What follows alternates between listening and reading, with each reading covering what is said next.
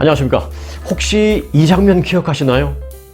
지난 2003년이었나요? 그러고 보니까 벌써 딱 한 20년이 지났는데요. 그때 한국의 국회에서 유시민 초선 의원이 국회에 등장을 하는데, 이제 선서를 하기 위해서 등장하는데, 일반적인 남성 정장이 아닌 파란색 상의에 넥타이도 없이 그냥 티셔츠로 받쳐 입었고, 또 바지는 하얀색 바지, 소위 이 백바지를 입고 국회에 나와서 그때 아주 한바탕 국회가 난리가 난 적이 있었죠. 국회의원 선서를 하기 위해서 국회에 등원을 하면서 그런 복장으로 온 것이었습니다. 당시 국회에서는 저런 옷차림은 국민에 대한 예의가 아니다, 또는 국회가 도대체 이게 무슨 난장판이냐, 또는 퇴장시켜라 등등의 고성과 야유가 막 쏟아졌습니다. 일부 한나라당 의원들은, 당시 그 야당이었던 한나라당 그 의원들은 유시민 의원의 그 옷차림을 받아들일 수 없다라면서 항의의 뜻으로 본인들이 그 국회의장, 본회의장을 다 나가버리기도 했습니다. 당시 그 박관영 국회의장도요, 그렇습니다. 모양새가 좀 좋지 않습니다. 내일 다시 회의를 진행하도록 하겠습니다. 라고 하면서 결국은 그 국회의원 선서가 무산되는 초유의 일이 벌어졌었습니다, 그때. 그래서 어떻게 됐느냐. 결국 그 유시민 의원은 다음날 넥타이에 정장 차림으로 다시 옷을 입고 등원을 해서 선서를 결국 마쳤습니다. 유시민 의원은 당시 이렇게 말했습니다. 일하는 곳에서는 일하기 가장 편한 복장으로 오는 것이 좋다고 생각을 했었다. 문화적으로 너무 옹졸합니다. 섭섭합니다. 라면서 서운함을 드러내기도 했었습니다. 하지만 선서를 못해서 국회의원을 못할 수는 없었는지 다음날 정장을 입고 와서는 다른 의원들과 함께 결국 국회의원 선서를 하고 의원직을 수행을 했었습니다. 자, 그런 일이 20년 전에 한국에서 있었습니다. 그런데 20년이 지나서 지금 이곳 미국 의회에서 아주 비슷한 일이 벌어졌습니다.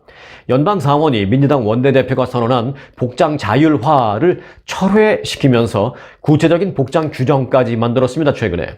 연방 상원은 어제 민주당 소속인 조 맨친 의원과 공화당 소속인 미트 롬니 의원이 제안한 복장 규정 관련 결의안을 만장일치로 통과시켰습니다. 통과된 복장 규정을 보면요, 남성의 경우에 의사당 내 상원 공간 안에서 최소한 정장 상의에 넥타이를 맬 것, 그리고 하의는 긴 바지를 입을 것, 이렇게 되어 있습니다. 여성에 대해서는 특별한 규정은 담지 않았습니다. 그런데 갑자기 왜 이런 복장 규정이 명시적으로 투표까지 해서 통과시키는 일이 있게 된 걸까요?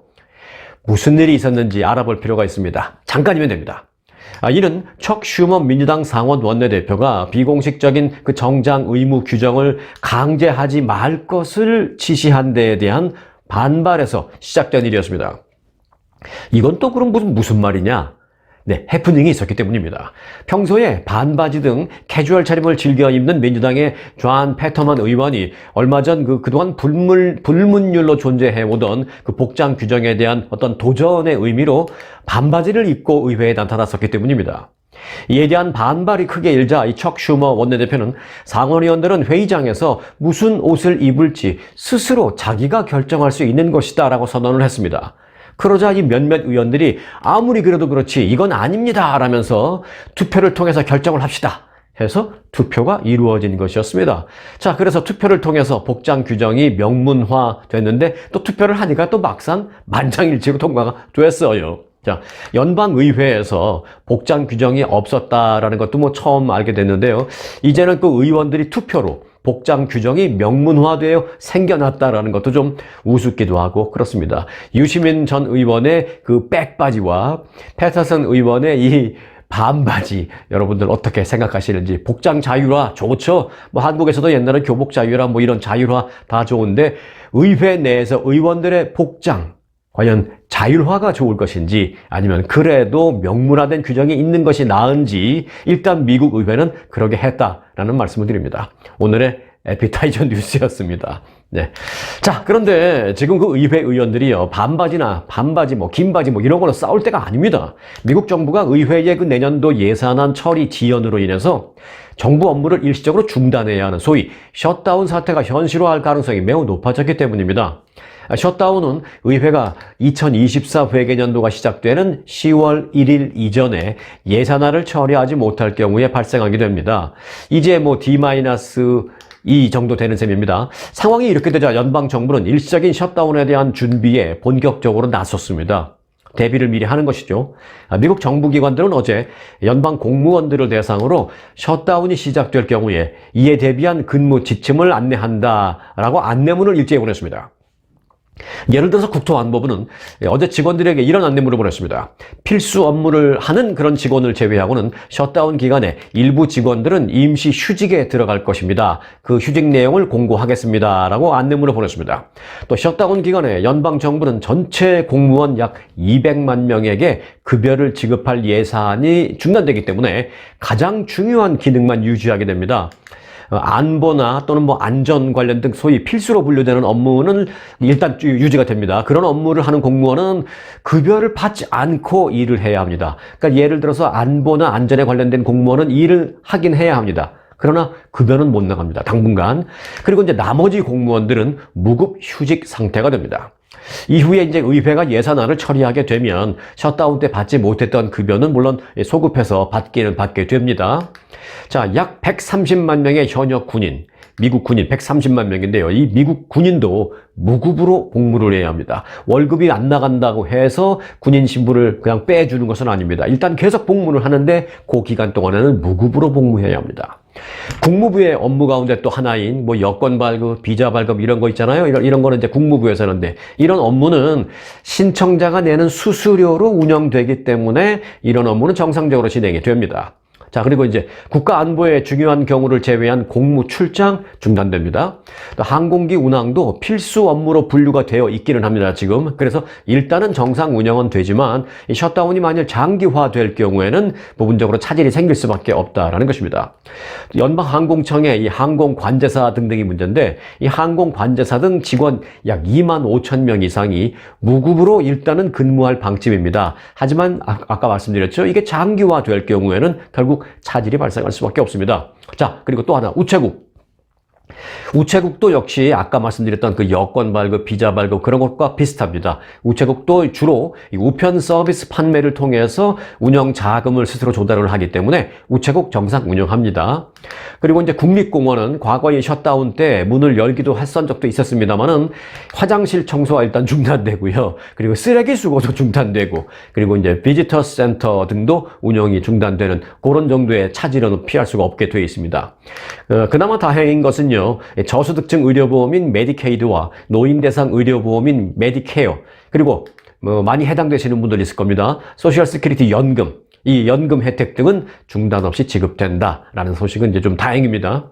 그리고 이제 취약계층 식품 지원 프로그램, 이것은 비상시에 대비해서 비축했던 자금이 늘 있습니다. 그래서 이제 그 자금이 있기 때문에 일단은 이걸로 정상 운영은 당분간 되지만 앞서 말씀드렸다시피 이 셧다운이 장기화되면 결국 그 비상 자금이 떨어지게 되고 그렇게 되면 이 역시 저소득층 식량 지급도 중단될 수밖에 없는 그런 아주 위급한 상황에 지금 우리가 처해 있다라는 얘기입니다. 긴 바지, 반바지, 백바지 지금 그걸로 좀 시간 보낼 때가 아닌데 그런 투표하고 있었어요, 의회에서. 자, 셧다운 사태가 실제로 일어나지 않기 위해서 의회 의원들이 취하는 조치는 대부분의 경우는 일단 크게 두 가지로 우리가 볼 수 있습니다. 이 두 가지 중에 하나를 해야만 셧다운을 피할 수 있는데, 자, 그 중에 하나는 셧다운 되는 시간 바로 직전에 그 여야의 극적인 합의로 인해서 예산안을 통과시키는 것이고요. 또 하나는 일단 뭐 한 달짜리 등 한시적인 예산안을 빨리 만들어서 일단 이걸 통과시킨 후에 한 달이면 한 달 뭐 그렇게 벌어놓은 그 시간 안에 정식 내년 예산안을 처리하는 그런 방법이 있습니다. 어떤 식으로든 반드시 해결을 해서요, 국민들의 피해가 없도록 해야 할 텐데 의회 의원들 책임감을 갖고 이를 처리해 주기를 기대합니다. 자, 지금 미국에서는요, 자동차 노조원들의 파업이 진행되고 있죠. 이런 가운데 이번에는 라스베가스 근로자들의 파업이 예고되고 있습니다. 라스베가스의 호텔 요리사와 호텔 서비스 노동자들이 회사 직화의 그 쟁의 과정에서 파업을 불사하기로 결의를 했습니다. 네바다주 호텔과 서비스업 노동조합은 파업 승인 여부 투표를 했는데 지역 조합원 무려 5만여 명, 조합원 수도 어마어마하죠. 5만여 명이 참여를 해서 95%의 압도적인 표차로 찬성률로 이 파업을 가결시켰습니다. 라스베가스에 기반을 둔 노조원 5만 3천 명은요, 현재 그 호텔 고용주들과 앞으로 5년간의 계약을 위한 협상을 진행 중에 있습니다. 이번 파업 투표 결과에 따라서 향후 기한 내에 합의에 이르지 못할 경우에 언제든 파업에 들어갈 수 있도록 미리 투표를 해 놓은 것입니다. 즉 다시 말해서 합의가 안 되면 파업을 즉각 한다라는 계획을 미리 만들어 놓고 발표해 놓은 그런 상태에서 협상을 시작하는 셈입니다. 네바다주의 3대 호텔 고용주 MGM 리조트, 시저스 엔터테인먼트, 그리고 윈 리조트 이 계열, 이게 3대인데 이 계열 22개 회사의 그 사업장에 고용된 노동자 약 4만 명이 현재는 그 회사와의 계약이 지금 일단 만료된 상태에서 일을 하고 있습니다. 그러니까 빨리 재계약을 해야 되는데 이게 협상이 자꾸 안 되고 있는 겁니다. 그 노조 측의 요구는 이렇습니다. 임금 인상, 그리고 복리 후생 개선, 그리고 고용 안전성 보장 등입니다. 자, 유명 호텔 벨라지오의 객실 직원인 마리아 산체스라는 여성은 팬데믹 이후에 업무량이 너무 많아졌고 집에 돌아오면 너무 피곤해서 두 아이와 놀아주지 못하는 일도 태반이다 하면서 집에 돌아와서 아이들과 평범한 시간을 보낼 수 있도록 최고의 계약을 따내기 위해서 나는 파업에 찬성표를 던졌습니다 라고 말했습니다. 또 다른 호텔 플라밍고에서 37년간 요리사로 일한 한 여성은 수십 년 동안 가족을 부양하기 위해서 열심히 일해왔고 앞으로도 내 은퇴 자금을 지키고 싶다라면서 우리가 마땅히 받아야 할 몫을 얻기 위해서 파업을 할 준비가 되어 있고 그래서 나는 파업에 찬성표를 던졌다라고 말했습니다. 자, 공화당 대선 토론회 소식 잠시 좀 훑어보겠습니다. 트럼프 전 대통령을 제외한 공화당 대선 주자 7명이 엊그제 두 번째 TV 토론에서 격돌을 했습니다. 압도적인 격차로 선두를 달리고 있는 트럼프 전 대통령이 이번에도 역시 불참함으로써 토론은 역시 다소 맥빠진 가운데 진행이 됐습니다. 대신 7명의 주자는 자신이 트럼프의 대안이 될 수 있음을 입증하고자 서로를 향해서 각을 세웠습니다. 7명의 지지율을 그런데요, 모두 합쳐도 트럼프에 미치지 못합니다. 그러니까 이들은 그만큼 절박합니다. 이런 절박한 상황을 의식한 듯 7명의 주자들은 상대방의 발언을 계속 자르고 들어가고 끼어들기도 하면서 또는 사회자의 제지에도 불구하고 동시에 목소리를 막 높이면서 흔히 한국에서 의원들 하는 막 그런 식의 모양새를 보이면서 토론이 여러 차례 중단되는 등 그야말로 난전을 벌였습니다. 어떻게든 트럼프가 이 자리에 없을 때 어떻게든 자신을 좀 부각시키려는 그런 처절한 노력인 셈입니다.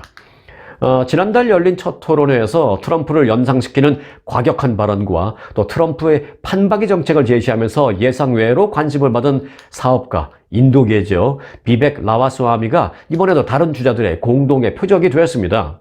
그는 이 같은 내용을 자신도 알고 있다라는 그걸 의식한 듯이 공화당 내 이 화합을 여러 차례 강조하면서 레이건 대통령 정신을 계속 언급했습니다. 레이건 대통령이 공화당 출신인데 화합을 강조한 대표적인 이 공화당 출신 대통령이잖아요. 그 레이건 정신을 계속해서 언급했습니다. 나는 화합을 중시합니다. 뭐 그런 시그널이죠.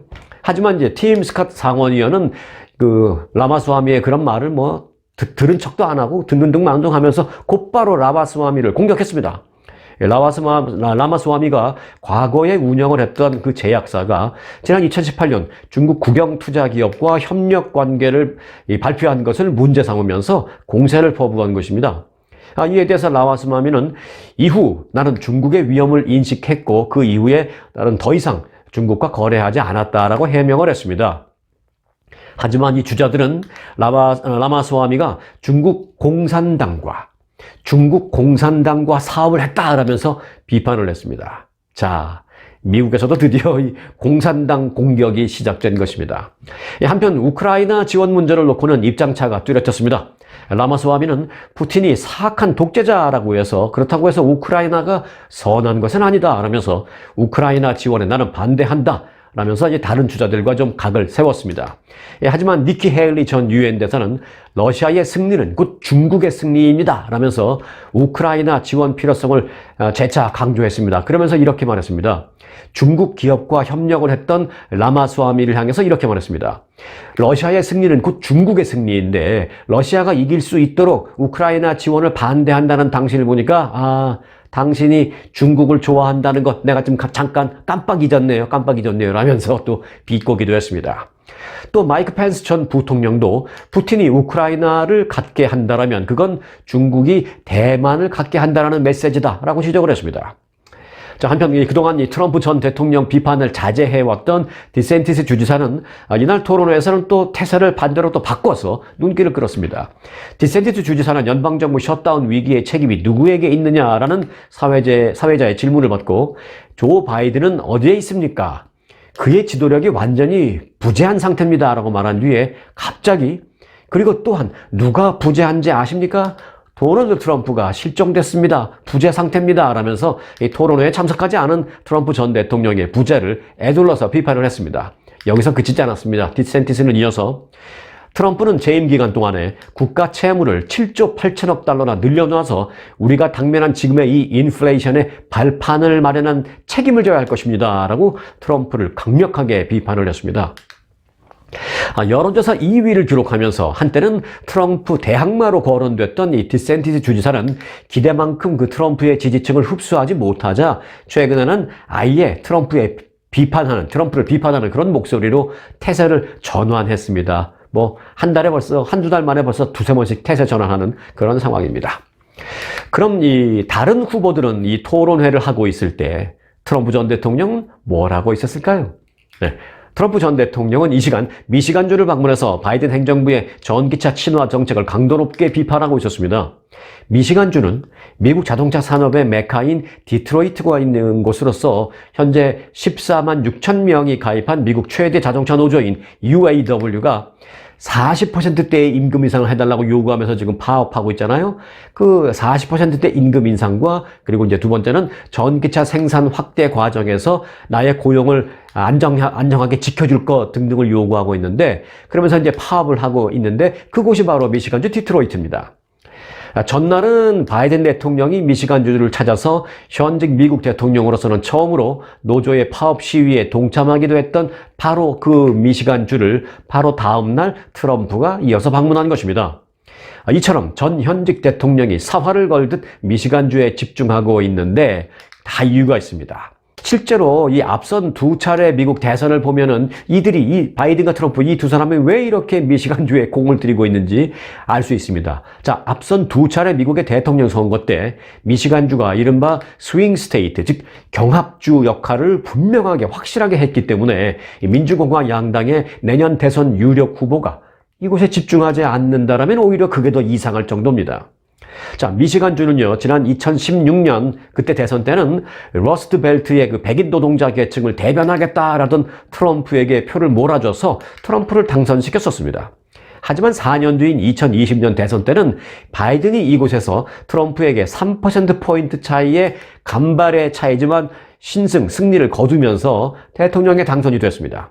당시 출구 조사를 보니까요, 이 지역 자동차 노조의 3분의 2가 그때 바이든을 지지했던 것으로 나타났습니다. 즉, 이들 러스트 벨트에서 그 노동자들의 표심이 결국 당선 여부를 좌우할 수 있다는 것을 보여준 셈입니다. 두 차례나 확실하게. 그렇기 때문에 바이든, 트럼프 이 두 사람이 이 지역에 총력을 기울이고 또 자동차 노조원들과 같이 피켓 들고 하는 등의 여러 가지 모습을 보이는 것이 이제야 왜 그러는지 그 이해를 알 수 있을 것입니다. 자, 미시간주에서 그러면 잠시 이번에는 캐나다로 좀 가보겠습니다. 캐나다가 그 인구가 많이 늘어서 걱정이라는 얘기입니다. 걱정까지는 될 정도는 아니지만 어떠한 형태로 인구가 늘었는지 그 이유 때문에 걱정하고 있는 것입니다. 캐나다 인구가 이민 그리고 유학 등 해외 유입이 크게 늘면서 1년 사이에 115만 명이 증가한 것으로 나타났습니다. 캐나다 정부는 지난 7월 1일부터 캐나다 인구가 4,9만 7,761명으로 집계됐다라면서 이같이 인구 증가를 밝혔습니다. 1년 사이에 115만 명이 증가하는 연간 증가율 2.9%를 보였는데요. 이는 지난 1957년 이후 최고의 증가율이라고 합니다. 1957년 당시 캐나다 인구는 베이비 붐에 또 헝가리 난민 유입이 겹쳐서 3.3% 증가했습니다. 그런데 올해 캐나다 인구 증가분의 98%, 정확하게 하니까 98%지 그냥 단순하게 계산하면 거의 100%가 어떤 이유로 증가한 것이냐? 이민, 유학, 그리고 임시 거주자 등의 소위 해외 유입이 주 원인인 것을 조사했습니다.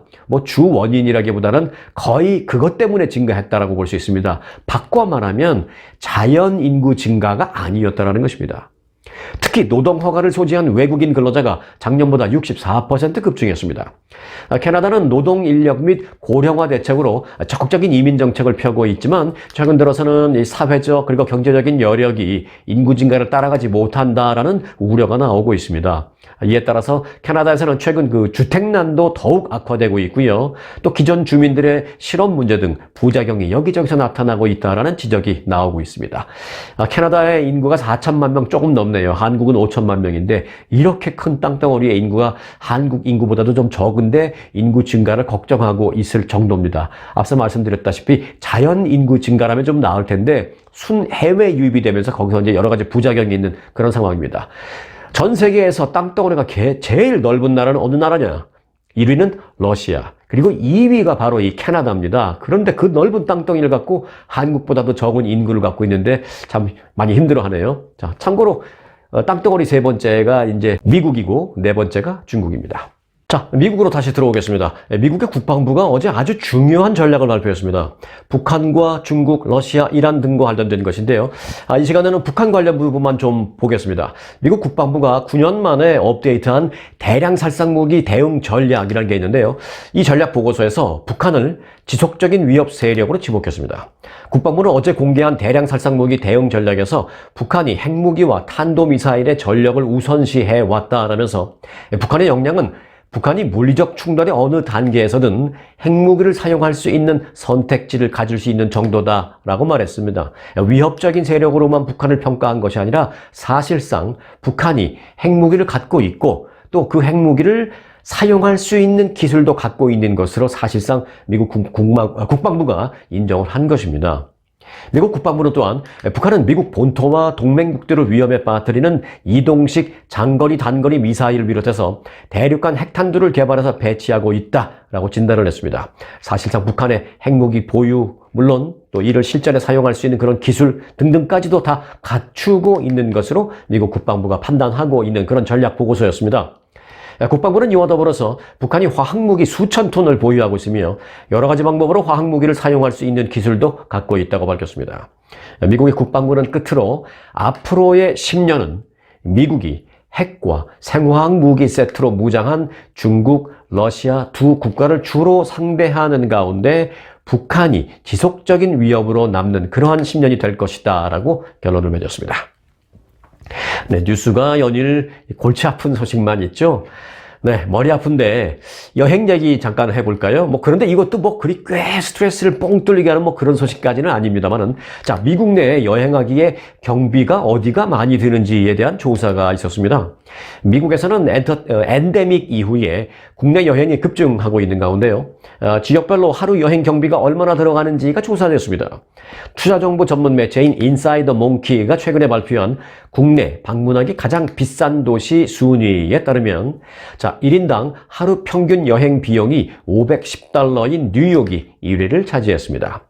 세계에서 가장 인구가 많은 도시 가운데 하나인 뉴욕에는요, 엠파이어 스테이트 빌딩, 타임스퀘어, 센트럴 파크, 자유의 여신상, 메트로폴리탄 미술관 등, 얘기하고 나니까 정말 가볼 데가 많이 있네요. 여하튼 다양한 관광 명소로 지난해 2억 9천만 명이 방문을 한 바 있습니다. 상당히 많이 방문했죠. 자, 그리고 2위는요, 캘리포니아에서 네 번째로 큰 도시 샌프란시스코입니다. 하루 평균 $492에 달했습니다.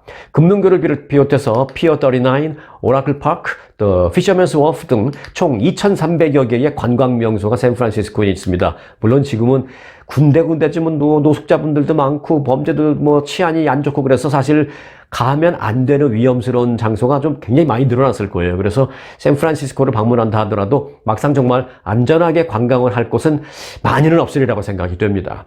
자, 그래서 샌프란시스코는 지난해 방문객 수 2,120만 명을 기록했습니다. 지금 방문객 숫자의 순위가 아닙니다. 하루에 얼마나 드는지 여행 경비 순위입니다. 자, 1위 뉴욕, 2위 샌프란시스코. 방문객 숫자만으로는 1위인 뉴욕과 샌프란시스코가 큰 차이가 납니다. 자, 그리고 여행 경비 3위는 플로리다의 키웨스트로 하루 평균 $451. 4위는 매사추세츠 최대 도시죠. 보스턴, 하루 평균 $410. 5위는 LA로요. 하루 평균 여행비 $396. 6위는 플로리다 올랜도, 하루 평균 $371. 7위는 사우스캐롤라이나 찰스턴 $369. 8위는 시애틀 364달러, 9위는 유타 파크시티 334달러, 그리고 10위는 시카고 330달러 순이었습니다. 캘리포니아 조금 더 볼까요? 캘리포니아 도시를 몇 개 좀 볼까요? 자, 샌디에고가 302달러로 12위, 그리고 팜스프링스는 270달러로 17위, 샌호세는 265달러로 18위, 그리고 애나헤임이 239달러로 26위에 올랐습니다. 이 애나헤임은 조그만 동네인데 왜 그럴까? 네, 애나헤임은 그 디즈니랜드가 거기 있기 때문에 그렇게 순위에 오른 것 같습니다. 자, 그리고 이제 이 밖에 다른 도시 몇 개를 더 보자 하면 라스베가스가 294달러로 13위, 애틀란타가 290달러로 14위, 그리고 하와이 호놀룰루 284달러 15위를 차지했습니다. 호놀룰루 같은 데는 생각보다 좀 더 비쌀 것 같은데 제가 생각하는 것보다는 순위가 조금 다른 것 같다라는 생각도 좀 했습니다. 하지만 뭐 이렇게 조사해서 발표를 했는데 제가 또 이 수많은 수십 개 도시를 다 조사할 수 있는 것도 아니고 일단은 그렇게 발표가 됐다 라는 걸 말씀드리는데 아마 여러분들도 그 순위 말씀을 쭉 들으시면서 그래? 내 생각과 조금은 다른데 라는 생각을 한두 군데 도시에서 좀 하셨을 것 같다라는 생각 저도 좀 같이 해봅니다. 자, 이어서 보너스 뉴스 전해드리겠습니다. 오늘 보너스 뉴스의 제목은요, 제가 이렇게 지었습니다. 멋지게 나이 먹기. 네, 오늘 그 보너스 뉴스는 짧은 소식으로 두 가지를 같이 전하려고 합니다. 첫 번째 소식은 정말 짧고요. 그리고 두 번째 소식은 그렇게 짧지는 않지만 스토리가 있는 보너스 뉴스입니다. 자, 마지막 스토리가 있는 뉴스까지 좀 같이 해 주시길 바라겠고요. 자, 보너스 뉴스 두 개 가운데 첫 번째입니다. 할리우드의 미녀 스타 앤젤리나 졸리, 올해 벌써 48살이네요. 이제 뭐 한 2년 있으면 벌써 50대가 돼버리네요. 자, 앤젤리나 졸리가 패션 디자이너로 변신한다라는 소식입니다. 내일 모레 50인데요. 패션 매거진 보그는 어제 이렇게 보도했습니다. 줄리가 오는 11월 뉴욕에 문 열 예정인 패션 스튜디오 아틀리에 졸리를 오픈한다라고 보도했습니다. 본인의 이름을 갖다 떼어서 붙었죠. 이 보그 매거진에 따르면 앤젤리나 졸리의 그 아틀리에는 뉴욕의 예술 애호가들 사이에서 유명한 57 그레이트 존스 스트리트 2층 건물에 있는 곳입니다. 자, 이곳이 어떻게 유명하냐? 이곳은요, 과거 이 앤디 워홀이 1970년 그때 사들여서 10년 후에 자기 친구인 화가 장 미셸 바스키아에게 빌려준 그런 곳으로도 아주 유명한 장소입니다. 앤디 워홀이 구입했었던 것으로만으로도 이미 충분히 유명한 곳이죠. 앤젤리나 졸리는 이곳에서 그 맞춤 옷 제작과 재활용 디자인을 비롯해서 각 지역의 장인들을 위한 갤러리 공간, 그리고 난민단체와 함께 운영하는 카페 등으로 활용을 하겠다라고 말했습니다. 졸리는 나는 거물급 패션 디자이너가 되려고 하는 것이 아닙니다 라면서 다른 사람들이 그렇게 될 수 있도록 내가 그런 집을 짓고 싶습니다 라고 말했습니다. 자, 앤젤리나 졸리가 현재 디자인 중인 맞춤 모직 바지라고 있는데요. 요거는 이제 아직 완성은 안 됐는데 완성되면 약 $300부터 판매될 예정이다라고 합니다. 생각보다 그렇게 비싸진 않네요. 요즘 뭐 백화점에 가면 웬만한 바지 다 100불, 200불 하는데 앤젤리나 졸리가 디자인했고 그의 이름이 붙는데 $300 정도라면 웬만하면 잘 팔릴 것 같다라는 생각인데 문제는 이제 뭐 디자인도 디자인입니다만은 뭐 이름만 걸어놓고 옷이 후지면 안 되죠. 이 패브릭이 일단 좋아야 될 텐데 한번 기대감을 갖고 보겠습니다. 자, 오늘 보너스 뉴스 두 번째. 이 두 번째 소식은 스토리가 있는 소식입니다. 여기 멋지게 나이 먹는 한 남성이 있습니다. 미국의 한 연예 리얼리티 프로그램에 주인공으로 캐스팅된 70대 남성이 지금 전국적인 관심을 받으면서 돌풍을 일으키고 있습니다. ABC TV 방송의 한 프로그램의 출연자 얘기입니다. 노년의 로맨스에 초점을 맞춘 이 ABC TV의 이 프로그램은 예상외로 지금 젊은 시청자들에게도 좋은 반응을 얻고 있습니다. 이 ABC 방송의 골든 배추러라는 프로그램인데요. 얼마 전에도 제가 소개해드린 바 있습니다. 배추러라는 것은 보통 이제 총각이잖아요. 근데 골든 배추러라는 것은 나이가 많은 60대, 70대 이런 지금 싱글은 싱글이지만 60, 70대 되는 그런 남성을 지금 얘기해서 빗대서 프로그램 이름을 그렇게 지었습니다. 자, 이런 프로그램인데 나중에는 물론 바뀌겠습니다만 일단 지금은 한 남성을 놓고 20여 명의 여성들이 그의 사랑을 얻기 위해 자기만의 방법으로 구애하는 방식입니다. 주인공은 올해 72세, 72살의 제리 터너라는 남성입니다. 레스토랑을 경영하다가 은퇴한 제리 터너는 어제 첫 방송에 나갔지만 벌써부터 상당한 인기를 누리고 있습니다. 72세라는 게 믿기지 않을 정도로 건강한 피부와 날렵한 체구를 지닌 터너가 촬영 등을 위해서 공항을 오갈 때마다 많은 여성들이 그를 알아보고는 다가와서 함께 사진 좀 찍어달라, 사인 좀 해달라고 요청을 할 정도라고 합니다. 그에게는 벌써 별명까지 이 팬들이 붙여져서 있습니다. 옷을 잘 입는 중년 남성이라는 그런 말이 있죠. 실제 있는 그 말이죠. ZADD, Z-A-D-D-Y, ZADD라는 게 이제 옷을 잘 입는 중년 남성이라는 용어인데, 그런 표현에 이 할아버지라는 Granddaddy라는 말을 합친 Grandzaddy라는 별명이 그에게 붙어졌습니다. 터너가 미국인들의 이목을 끌게 된 가장 큰 요인은 그의 또 이 가슴 아픈 러브 스토리에도 있습니다. 그는 고등학교 시절 YMCA 무도회에서 만났던 한 여성 토니와 사랑에 빠졌고, 고등학교 때 만난 이후 줄곧 연애를 한 후에 결혼에 꼴이 됐고, 결혼한 후에 43년간 행복한 생활을 함께 했습니다. 그런데 2017년 부부는 노후를 위해서 오랫동안 모은 돈으로 호숫가에 근사한 집을 마련해서 이사했습니다마는 며칠 지나지 않아서 부인 토니가 세균 감염병에 걸려버렸고 응급실로 옮겨진 뒤에 8일 만에 숨지고 말았습니다. 터너는 아내가 세상을 떠난 이런 이야기가 세간에 너무 선정적으로 전달되지 않기를 원한다라면서, 하지만 나도 앞으로 나아가고 싶기도 합니다 라고 말하기도 했습니다. 사별 이후 줄곧 외로움을 느껴왔던 그는 2020년 두 딸에게 문자를 보냅니다. 문자 내용은 무엇이냐? 얘들아, 배출러라는 프로그램에 출연자로 내가 지원해 볼 생각이 있다 라고 두 딸에게 보냈습니다. 처음 연락을 받고서는 두 딸은 아빠가 농담하는 줄 알았다 라고 말했습니다. 그런데 이 딸들은 아빠의 결정을 그 이후에 적극적으로 응원하기 시작했습니다. 3만 명 가까운 지원자 가운데 제리 터너의 이력서는 곧바로 제작진의 눈에 띄었습니다. 노년의 사랑을 주제로 새롭게 기획을 하려던 제작진은 이번 시즌을 그냥 배출러가 아니라 골든 배출러라고 아예 이름을 바꿔서 붙여넣었기 때문입니다. 제리 터너는 언론 인터뷰를 할 때는 이 보청기를 착용해야 할 정도로 이 귀가 안 좋다라고 합니다. 72세 정도 되면 뭐 눈이 좀 노안이 많이 왔다든가 아니면 귀가 좀 안 들릴 수 있다든가 충분히 그럴 수 있죠. 그래서 이 사진을 보셔서 아시겠습니다만은 겉보기에는 뭐 아주 아주 훌쩍 키도 좀 크고 멋진 몸매를 자랑하고 있는 것처럼 보이기도 합니다만은 그도 72세라는 것은 속일 수가 없었는지 보청기를 끼고 다녀야 합니다. 그래서 평상시에는 괜찮은지 모르겠습니다만은 인터뷰 같은 거 할 때는 좀 민감하기 때문에 잘못 듣고 그러면 안 되니까 인터뷰 같은 걸 할 때는 꼭 보청기를 착용해야 한다라고 합니다. 하지만 평소 피클볼과 또 골프 등 스포츠를 즐겨하는 등 건강은 문제가 없는 상태로 알려지고 있습니다.